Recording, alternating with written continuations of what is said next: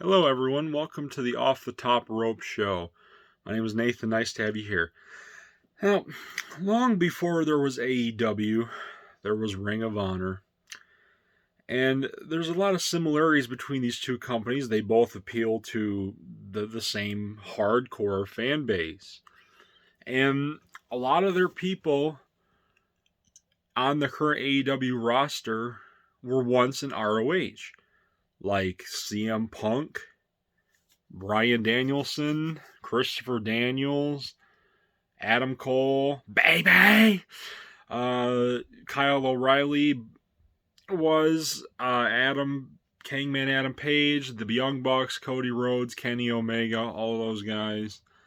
And then a lot of people from WWE were also in there too, like the Seth Rollinses and the Kevin Owens and the Sami Zayns and the Samoa Joes and the AJ Styles. They were all there at once too.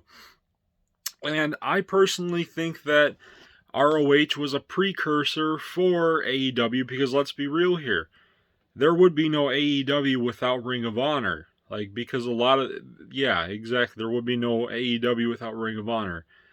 And tonight, Tony Khan has announced that he has purchased Ring of Honor, and which I think is fantastic.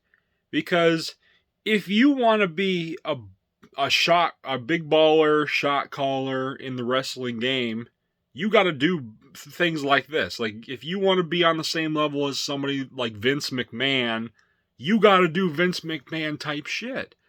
It's like buying companies. And I think this is a great thing for them because if you want to be big players, you got to do big things.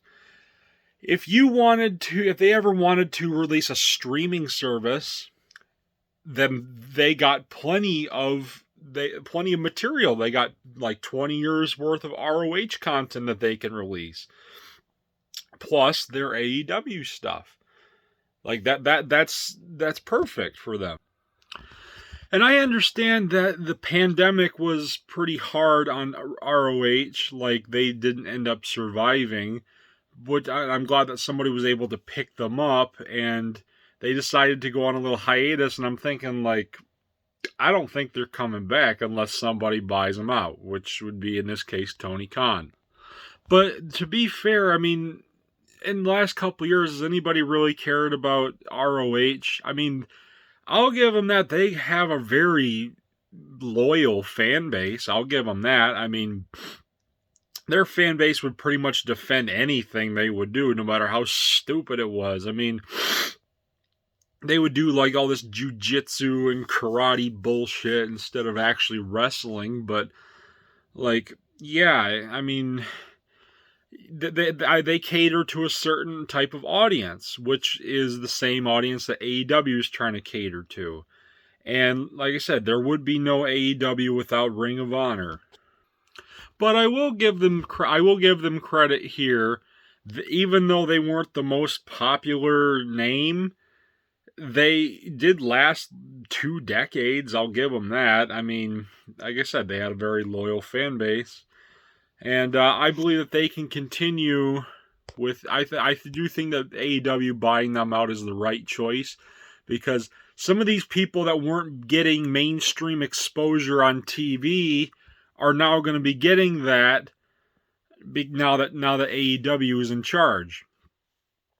And the first team that I can think of is the Briscoes. I want to see the Briscoes. Those guys are cool. Those guys are totally great characters. Great, they put on great matches, but that doesn't really matter. They're totally great characters. Their promos are pretty good. Like, I will admit their promos are very entertaining. But I digress. Unfortunately, as sad as it is that they stopped their operations, like, there just wasn't as much of a fan base for the American wrestling fan base. Just isn't what it once was, and that's why part of the reason why they're in the shape that they're in. Like, for real, I mean, it just hasn't been as like there isn't enough room for a third major wrestling promotion, because there's the AEW and WWE, who are the two biggest because they have the most mainstream exposure. And ROH just doesn't have that. There is one more thing that I do think that AEW could really benefit from having a place like ROH, or a company like ROH, is they don't have a developmental. And here's the perfect opportunity to have one. Because, let's be real here, is anyone really watching AEW Dark or Dark Elevation? Does anyone even care about those? No. Not really, because all it is a lot of their people on the roster fighting a bunch of people, random jobbers that nobody really cares about. And like I said, they need a developmental. They really need a developmental because a lot of the people on your roster need it. Like the women's division in AEW is a joke. And honestly, I do think that they could benefit from having a developmental where these people can brush up on their skills a little bit. I do think it would help them out. And same thing with the guys. They can learn how to actually be characters and more acting instead of this crash test dummy bullshit they put on where they do flips and kicks and karate bullshit. I really do think that they could benefit from having a developmental so that they can learn how to be characters. I mean, ROH really wasn't famous for that. Like, that wasn't really in their repertoire because, like I said, they were mostly running a dojo doing karate bullshit. But this is a perfect opportunity. Like, there is so much stuff that they could do with having a Ring of Honor. Like, a lot of, like, this company made people's careers. Like, a lot of people put a lot of time into this, like CM Punk, Bryan Danielson, The Elite, Seth Rollins, Kevin Owens, Sami Zayn. Jon Moxley, I think, was in ROH at one point. But yeah, like, those people learned how to be characters and through a developmental or whatever, and they need it. Like, they can learn how to be performers and learn how to tell a story in the ring.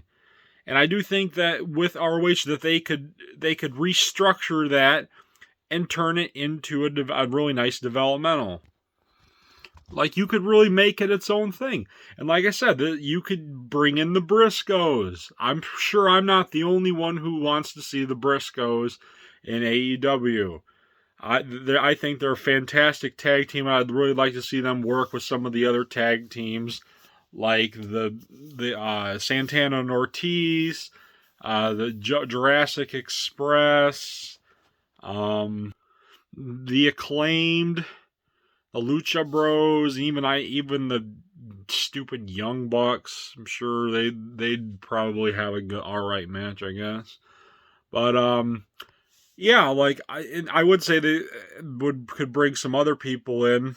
Like they already brought in Jay Lethal, but I can't really think of many people on their roster because, like I said, nobody's really paying attention to it. And honestly, I don't know that many people from Ring of Honor either, because all I know was Jay Lethal and the Briscoes. But I digress. As always, this is just one man's opinion. I could be wrong, but I do think that they have a lot of unlimited potential with Tony Khan buying Ring of Honor. And I really look forward to seeing what they have planned for some of these people in the future.